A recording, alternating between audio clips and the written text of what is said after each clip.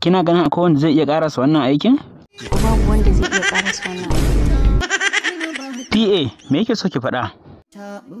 Rage da in fa ba sakatariya wuce. PH kuma PN ki. To ranke daɗe, kin ji abin da ta faɗa. Me zaki ce mata? Zaki iya zama.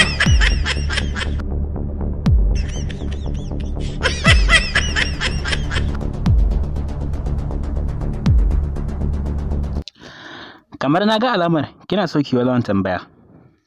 Lawan ba taɓa maka haihuwa bane naga duk ka buka wani ruɗe. Lawan Hajiya na tambayar ka, wace amsa zaka bata?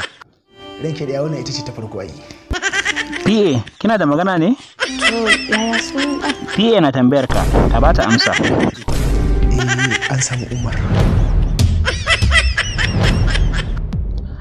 To PA, kin ji amsar da ya baki. Me zaki ce mishi? Ka ce Umar. PA tana so ka maimaita maganar ka. Umar ko haka magana take. Hajiya, kina da tambayar da zaki mishi ne? Sunan wani dan uwanka ne ko kuma sunan wani naka ne kasa? Lawan, Hajiya tana so ka bata amsa. To ranke da daman dan ya biyo halin akawunta ne shi yasa ka sa wannan suna. Kamar kina so ki magana, me yake so ki ce? Maimakon ka sa sunan wani naka, shine zaka sa sunan maƙiyin mu?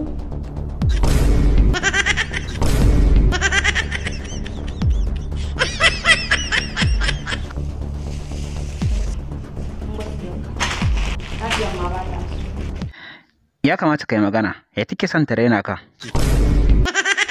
Aikin bari ta mun bayani da kanta kafin kike mu. Kai, fita waje. Kada na ƙara ganin fuskar ka ana. Fita waje.